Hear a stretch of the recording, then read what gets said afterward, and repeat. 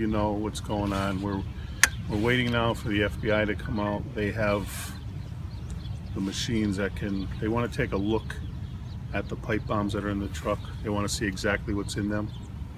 The individual has indicated to us what's in them, but we want to see for ourselves. So they're going to x-ray the devices. Once they're satisfied that that's what's in there, what he has said that's in there, then they're going to start the procedure, taking them out of the truck, deactivating them, trying to keep as much of it intact as he can, because for evidentiary purposes. So right now it's just a pretty much wait and see. So there's just some procedural things. You're going to see some things coming into the area. We're going to have a dump truck with sand come in. You're going to see some sandbags being unloaded. That's just all precautions as to when they start taking this stuff out and moving it, just in case you know, something goes off, that we protect as much of the people and buildings and places around here as possible. At his house, I can tell you that there's also, I told you before, they're there. His house in Russell. He has indicated that there's a propane tank strapped to a 5-gallon can of gas to there at his house. So there's also some people there, and they're doing whatever they need to do out there. So as I told you before, he's cooperative. He's on his way to the hospital if he saw the ambulance leave. And so now we're just waiting. There's no, these are one of those scenes that can't be rushed or hurried. So I don't have a time frame for you. This is going to be a while. I'm sure people that don't understand this are calling and wondering when the road's going to be opened up. We can't tell you. It could be an hour, could be 2 hours, could be more. Chief, tell us exactly what, how far does the roadblock extend? The roadblock goes down to, we have it blocked off at Morgan Road, and we're using Morgan Road as an access to let people come up and around. So it goes from East Elm over here to Morgan Road on this end. So that's what we have right now. Can you speak about what happened at the Veterans Center? Well, this is all we're still trying to piece that together.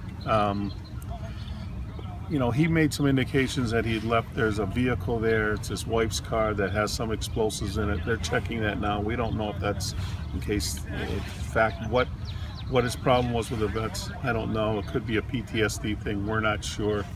As I said earlier, at this point, now that he's sort of surrendered, for lack of a better term, we just want to get him some help, get him to talk to somebody. He was on the phone here with his wife. He was talking to his psychiatrist earlier.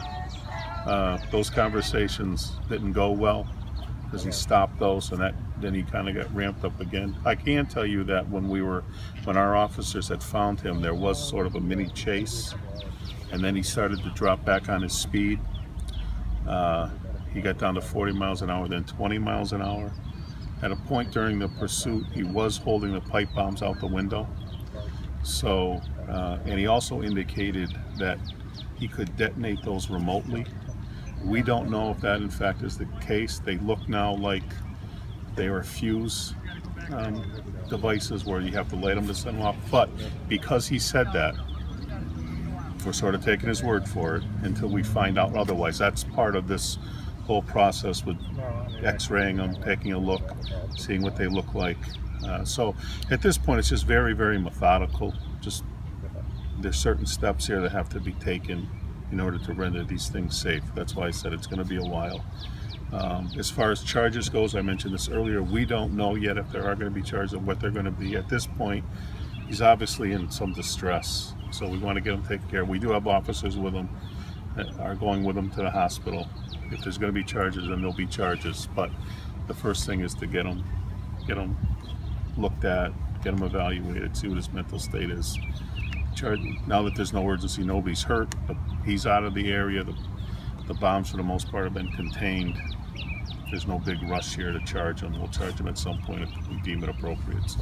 So Chief, if I could ask, how many devices are in the truck? There are 4 in the device right now. There are 4 that look to be pipe bombs in the back of that truck right now. What procedures are you guys taking, you know, going forward at this point?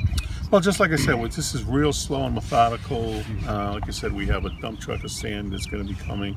Eliminate things. At this point, it's just, at this point, a lot of the urgency is over as far as the general public goes, and this guy is still out there running around doing whatever. That's all taken care of. So now it's just rendering these devices safe. Obviously, if we can preserve them as evidence or as much as we can, that would be ideal. If they can't, the bomb guys are going to indicate that they may have to detonate them.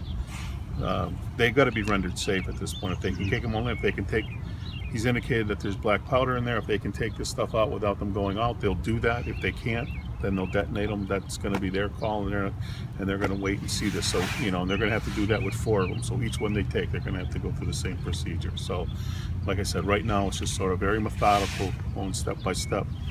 But at least the threat to public safety is off the road now, and now it's just sort of proceeding with the evidentiary value and getting these things safe before they transfer them and take them anywhere. So, And a lot of people have been praising the way that your officers handled this situation.